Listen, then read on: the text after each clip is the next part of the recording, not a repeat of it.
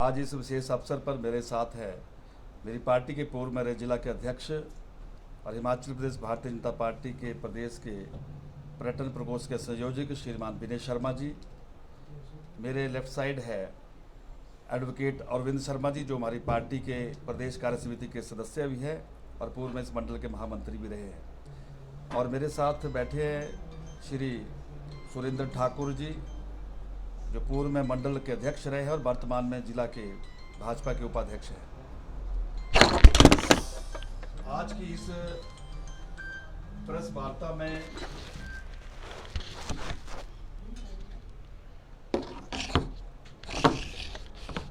आज पालमपुर के लिए मैं कह सकता हूँ एक बहुत बड़ा प्रयास हुआ है। जो हमारे इस क्षेत्र से जुड़े हुए जो किसान थे, जिसको लेकर हमारे देश के प्रधानमंत्री जी, प्रदेश के मुख्यमंत्री जी अनेकों बार अपने संबोधन में हम सब के बीच में कहते हैं कि किसानों की आय दुगना कैसे हो, किसानों को थोड़ी सी भूमि में ज़्यादा आय कैसे हो। इसके दृष्टिगत पालमपुर के लगभग 1068 ऐसे किसान सूचीबद्ध हुए हैं जिनको आधुनिक खेती से जोड़ा जाएगा, और जिसको लेकर आज CSIR के डायरेक्टर साहब के साथ CSIR कॉम्प्लेक्स में ही हमारा आज MOU साइन हुआ है। और उस MOU में हम सभी किसानों को मुफ्त में बीज देंगे और वो बीज उनको घर द्वार जाकर पहुंचा कर देंगे। जहाँ पर किसानों की जो खेती, जहाँ पर प्रति कनाल 2000 रुपये होती थी, वैज्ञानिकों का ये कहना है और हमारा भी ये मानना, जो हमने देखा है कि 2000 के जगह 10,000 रुपये की इनकम होगी, वहाँ आय होगी। इस प्रकार का एक बहुत बड़ा लाभ किसानी के क्षेत्र में हमारे जो इसमें किसान सूचीबद्ध हुए हैं उनको मिलने वाला है। अप्रैल माह के अंत में और मई माह के प्रथम सप्ताह में उनको जो बीज मुहैया कराया जाएगा। और इसमें एक जगह जो है वो है सुगंधी फूल जिसको, और दूसरा जो है वो नींबू घास, लेमन ग्रास जिसको कहते हैं। और वैज्ञानिकों का कहना है कि देश में इसकी इतनी बड़ी डिमांड है, हमारा देश इसके लिए दक्षिण अफ्रीका, जिम्बाब्वे जैसे देश पर निर्भर है, और हिमाचल प्रदेश में इसकी बहुत बड़ी संभावना है।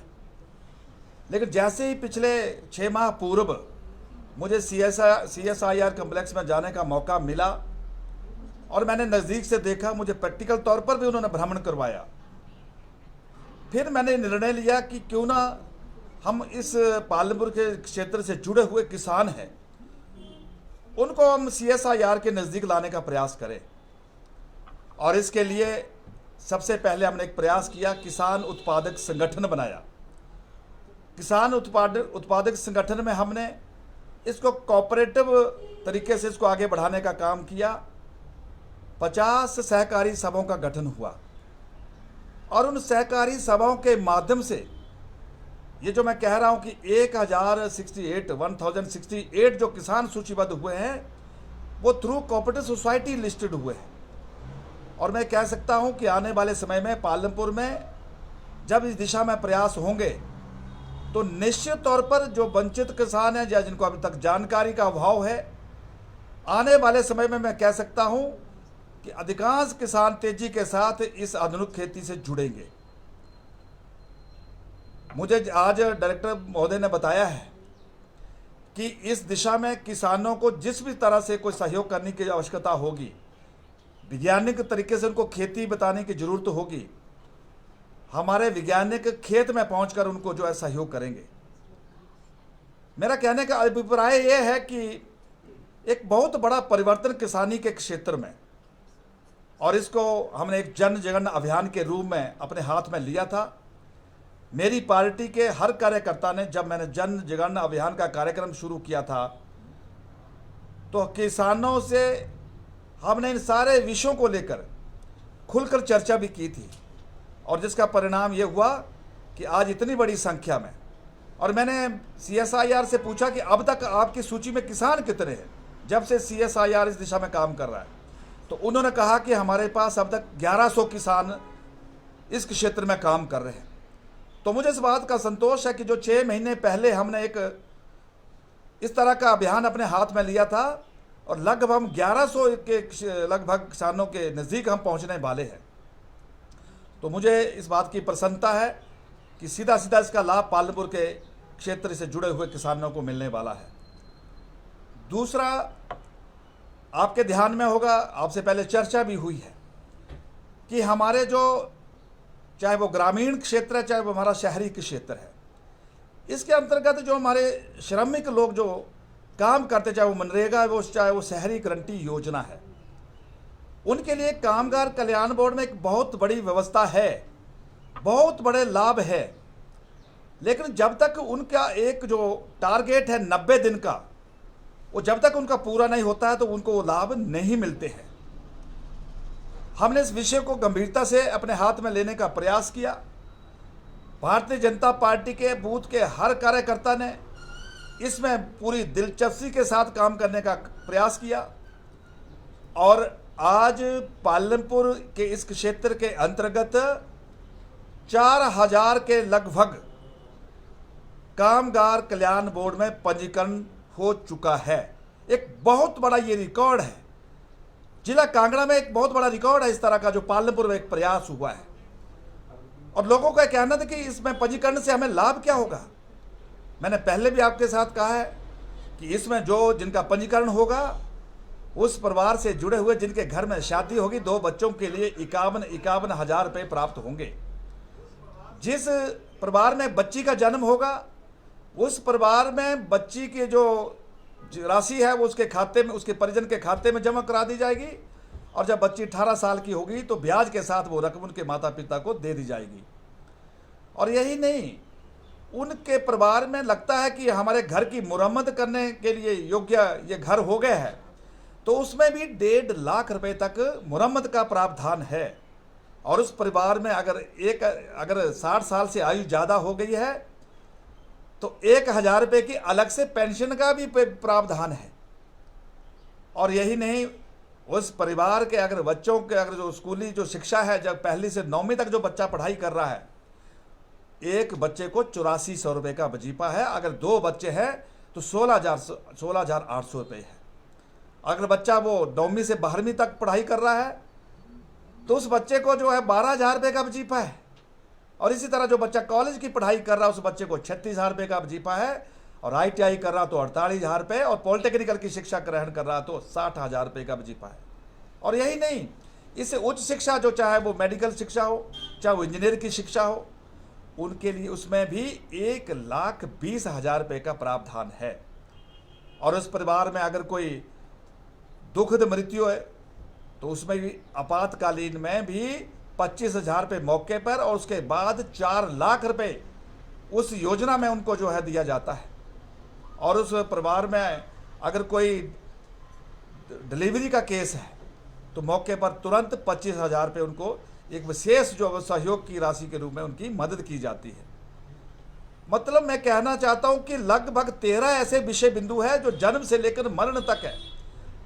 लेकिन दुर्भाग्यवश क्या था कि हमारे उन श्रमिकों के 90 दिन पूरे होते नहीं थे, और इस प्रकार के मिलने वाले सभी लाभों से वो वंचित रह जाते थे।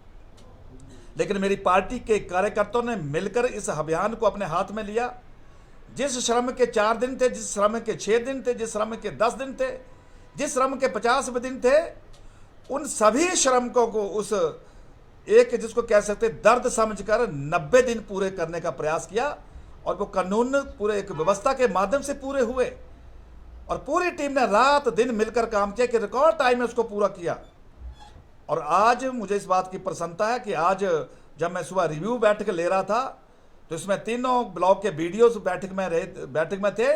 तो उन्होंने कहा कि हमारा 100% जो हमारे उसमें जो लोग मनरेगा में जो जुड़े थे उनको श्रम कार्ड में हमने दर्ज कर लिया है। एक बहुत बड़ी प्रसन्नता है इस बात की। और इससे पहले क्या होता था वो भी आपके ध्यान में है कौन से लोग थे जो कमीशन खोरी करते थे, जो लूट घसूट करते थे, 250 रुपये, 500 रुपये, 1000 रुपये के लालच देकर उनके फार्म बनाते थे। और जब कोई उनकी राशि स्वीकृत होती भी थी तो उसमें भी कमीशन खोरी होती थी। और जब हम इस दिशा में आगे बढ़े तो हमने कहा हम किसी भी प्रकार का उनसे कोई आर्थिक सहयोग नहीं लेंगे। जो 10 रुपये उनके जमा होते वो ट्रेजरी में होंगे जमा। अगर हमने कहा कि अगर वो भी नहीं दे सकते हैं तो मेरी पार्टी के लोग उसको भी दे देंगे। और आने वाले जो हमारे इस 31 मार्च को हिमाचल प्रदेश के श्रम और उद्योग मंत्री श्री बिक्रम ठाकुर जी पालमपुर में आ रहे हैं और 10 बजे इस कार्यक्रम का शुभारंभ होगा। और पालमपुर क्षेत्र के 4000 इस प्रकार के जो श्रमिक हैं जिनको माननीय मंत्री महोदय अपने हाथों से उनको जो है वो बुकलेट देंगे और बुकलेट के साथ उनके बच्चे जो जिस कक्षा में पढ़ रहे हैं उनको भी 2-2 शिक्षा के फार्म देंगे ताकि वो भरकर हमारे पास दे। एक पारदर्शिता पूर्वक जो जयराम ठाकुर जी की सरकार, जो मोदी जी की सरकार, जो समाज में सबसे वंचित है, शोषित है, दलित है या अंतिम पायदान पर बैठा हुआ व्यक्ति है, उसको विकास की मुख्य धारा में और स्वावलंबन और स्वरोजगार की दिशा में कैसे आगे लाना है, उस दिशा में एक बहुत बड़ा प्रयास मेरी पालमपुर की भारतीय जनता पार्टी के एक एक कार्यकर्ता ने इसको रिकॉर्ड टाइम में पूरा करने का प्रयास किया है। ये भी मैं आज आप प्रेस के मित्रों के साथ इसको साझा करना चाहता हूँ। मैंने पहले कहा मित्रों कि पिछले 4 वर्षों में, 4.25 वर्षों के भारतीय जनता पार्टी के शासनकाल में पालमपुर में विकास की दृष्टि से किसी भी प्रकार की कोई कमी नहीं रहने दी है। चाहे वो राजनीतिक क्षेत्र हो, चाहे विकास का क्षेत्र हो, चाहे जो भी क्षेत्र हो। हमें इस बात की प्रसन्नता कि जो हम बार बार विरोधियों को कहते हैं कि आप बताएं कि पिछले 4 पीढ़ियों में आपने पालमपुर के विकास में ऐसा कौन सा तीर चला दिया जो हम जनता को दिखा सके, जिसकी चर्चा जनता कर सके। लेकिन मुझे इस बात की प्रसन्नता है कि 4.25 वर्षों के काल में भी हिमाचल प्रदेश की भारतीय जनता पार्टी की सरकार ने और श्रद्धेय जयराम ठाकुर जी के नेतृत्व में पालमपुर की तकदीर और तस्वीर को संवारने के लिए नगर निगम का तोहफा हम सबको मिला है। और इस नगर निगम के माध्यम से करोड़ों करोड़ों रुपए की राशि जो भारत सरकार से आ रही है। जो लोग कहते थे कि 432 घर तो आपने रिकॉर्ड समय में सैंक्शन कर दिए, लेकिन उनके लिए पैसे की व्यवस्था नहीं हुई। हमने कहा था कि जरूर उसमें देरी हुई है, विलंब हुआ है, नीति में कोई खोट नहीं है। जिन मेरे सज्जनों के घरों की जो किस्तें थी उसमें उसके लिए भी पैसा आ गया और उनके खाते में पैसा भी जमा होना शुरू हो गया। हमने कहा था कि जो हमने कहा है वो तथ्यों पर कहा है और जिसको कहते हैं कि लोगों के आत्मविश्वास के आधार पर कहा है हमने। और इसके साथ इसी पालमपुर के अंदर बेशक हम 2017 का चुनाव हार गए, लेकिन जयराम ठाकुर जी की महानता, ये भारतीय जनता पार्टी की सोच है कि उन्होंने जो हमारी पार्टी की प्रत्याशी थी सुश्री इंदु गोस्वामी जी, उनको पार्लियामेंट में एक विशेष सम्मान के रूप में वहां काम करने का मौका दिया है। यही नहीं, मेरे जैसे कार्यकर्ता को आज सरकार के एक कॉरपोरेशन में चेयरमैन के रूप में पालमपुर की चिंता भी कर रहा हूं और अपने डिपार्टमेंट का काम भी कर रहा हूं। ये कह रहा हूं कि इस प्रकार का, जहां हमारे विधायक नहीं, इस प्रकार का मुख्यमंत्री जी का सोच का नजरिया और ये सारी चीजें कैसे आगे बढ़ रही है। अगर ये इस तरह के MOU साइन हो रहे हैं, इस प्रकार के अगर कामगार कल्याण बोर्ड में लोगों का नाम दर्ज हो रहा है, तो ये सभी मुख्यमंत्री जयराम ठाकुर जी की कृपा से और उनके विशेष सहयोग पूर्वक हो रहा है। और इससे पहले आपके सबके ध्यान में, आप गवाह इस बात के कि महिला सशक्तिकरण की दिशा में आपने वो जन सलाब देखा था। युक्त मंडल को एक नई ऊर्जा देने के लिए किस प्रकार से हमने एक प्रयास किया वो आपके सामने है। और यही नहीं, विकास में जन सहयोग के अंतर्गत भी पालमपुर क्षेत्र के अंदर ये रिकॉर्ड है, एक हिमाचल प्रदेश के अंदर रिकॉर्ड है, कांगड़ा के अंदर नहीं है, कि किसी विधानसभा क्षेत्र में 2500 से भी ज्यादा सोलर लाइटें लगने का काम पूरे युद्ध स्तर पर है। इस प्रकार के जो इनिशिएटिव हमने लिए हैं, मुझे इस बात की प्रसन्नता है। ये जो कैडर बेस हमारी भारतीय जनता पार्टी है, मेरे एक एक बूथ के कार्यकर्ता का ये पसीना है जो आज हम प्रेस के माध्यम से आप तक रखने का प्रयास कर रहे हैं। तो मुझे लगा कि आज MOU की चर्चा भी मैं आपसे करूं। आज मैं क्या नाम, ये जो 31 तारीख का माननीय उद्योग मंत्री का कार्यक्रम, इसकी भी चर्चा मैं करूं। और भी आने वाले समय में मुझे पूरा विश्वास है कि हिमाचल प्रदेश के माननीय मुख्यमंत्री जी 14 अप्रैल को पालमपुर आ सकते हैं। हमने माननीय मुख्यमंत्री से आग्रह किया है कि हिमाचल प्रदेश के अंदर डॉक्टर भीमराव अंबेडकर की 2 चित्र हैं। एक है चौड़ा मैदान शिमला में, वो आदम कद की तस्वीर है, और दूसरी अगर किसी भाग में है तो वो हमारे पालमपुर में है। वो लगभग पूरी तरह तैयार हो चुकी है स्मारक के रूप में, और हमने माननीय मुख्यमंत्री जी के साथ भी विशेष तौर पर आग्रह किया है और अपने पार्टी के शीर्ष नेतृत्व से भी आग्रह किया है कि एक बहुत बड़ा जो डॉक्टर भीमराव अंबेडकर की मूर्ति का एक बहुत बड़ा जो कार्य पालमपुर में हुआ है, हम चाहते हैं कि इसकी जो मुख्यमंत्री जी के कर कमलों से इसका अनावरण हो, और वो 14 अप्रैल को हमने इस तरह का एक कार्यक्रम प्रस्तावित किया है। मुझे पूरा विश्वास है कि माननीय मुख्यमंत्री 14 तारीख को पालमपुर में आएंगे और हम सबको अपना आशीर्वाद भी देंगे। और वो 14 अप्रैल का जो दिन है वो पालमपुर के लिए छोटा दिन नहीं होगा। हमें पूरा विश्वास है कि उस दिन वो माननीय मुख्यमंत्री जी पालमपुर को कई प्रकार की सौगातें दे सकते हैं। बस आप थोड़ा सा इंतजार करें। मेरा प्रेस के मित्रों से एक निवेदन रहेगा कि आज मेरा पार्टी का सीनियर नेतृत्व भी यहाँ बैठा है।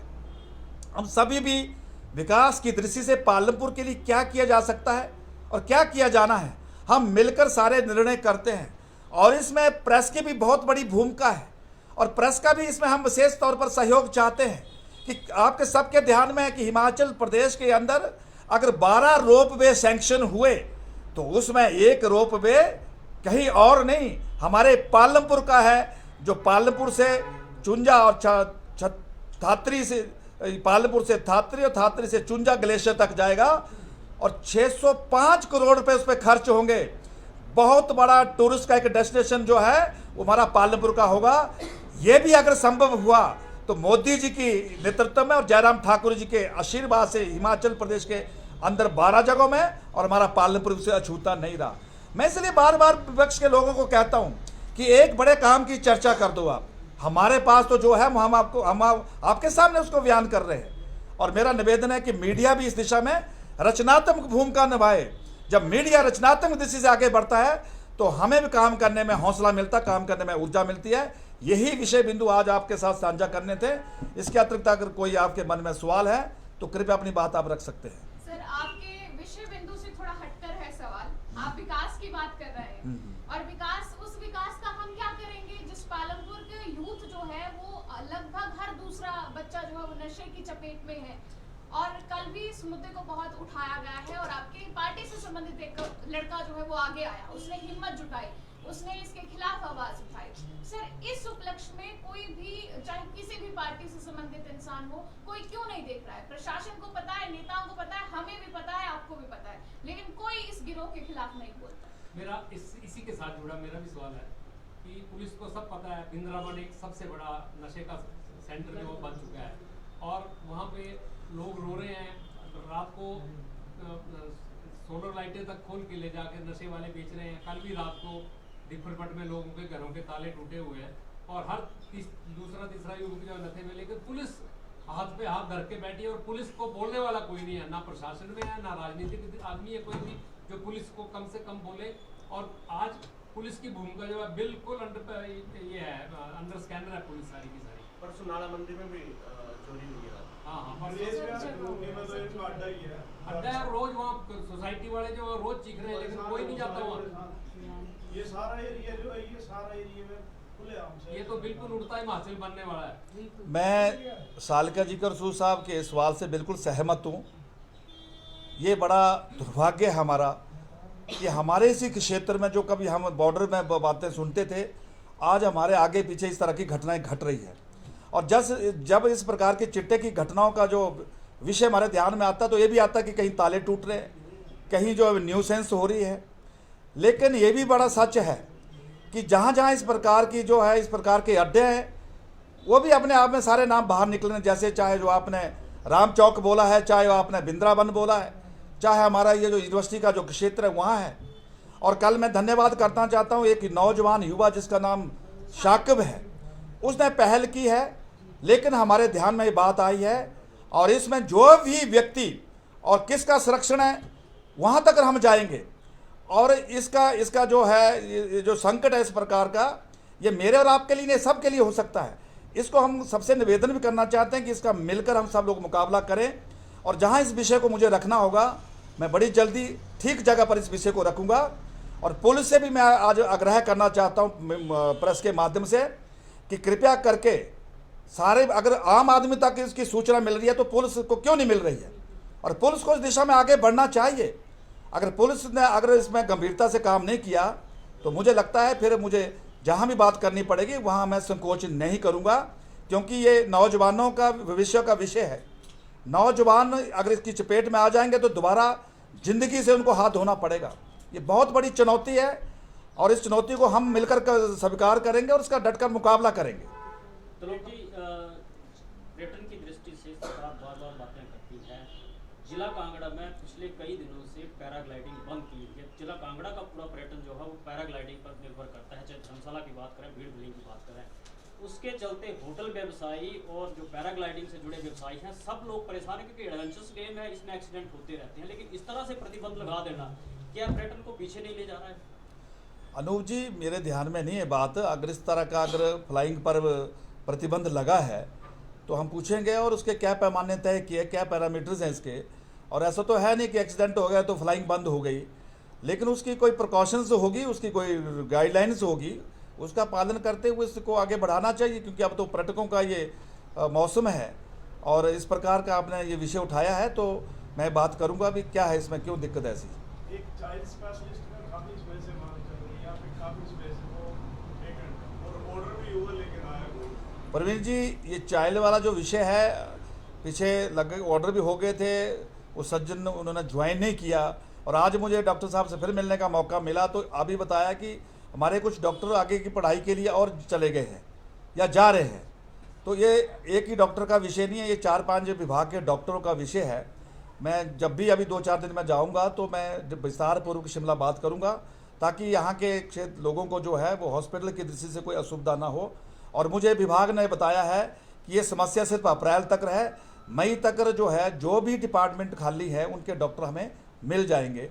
लेकिन फिर भी मैं 2-4 दिन में बात करूंगा और प्रयास करूंगा भी मई तक इंतजार ना करना पड़े, उससे पहले डॉक्टर हमारे यहाँ हॉस्पिटल में आ जाए। त्रिलोक जी, अभी अगर बात करें इनॉग्रेशन की बात हो रही थी, सीएम जी आएंगे, इनॉग्रेशन होनी है, बहुत जल्दी होगी। नेशनल साइंस सेंटर जो है हिमाचल पालमपुर का जो बना है, उसकी इनॉग्रेशन की क्या कुछ अपडेट? हमने प्रशासन से आग्रह किया है कि जो भी उद्घाटन के लिए और जो भी शिलान्यास के विषय है उनकी एक सूची बना लें, और 14 अप्रैल को माननीय अगर मुख्यमंत्री का प्रोग्राम अगर पालमपुर संभव हुआ तो अनेकों इस प्रकार के हैं, चाहे वो साइंस एंड जो मेरे ऑफिस के साथ जो ऑफिस है, वो जो कैंपस है एक वो है, इस प्रकार का हमारा सिविल हॉस्पिटल पालमपुर है, और कुछ और भी लोक निर्माण विभाग से और आईपीएच विभाग से जुड़े हुए इस तरह के बिंदु है। और कुछ हमारे बड़े वरीजे हैं, वो अभी तक मुझे लगता नहीं है वो अप्रैल में तैयार होंगे, वो मुझे लगता है मई जून तक जाना पड़ेगा।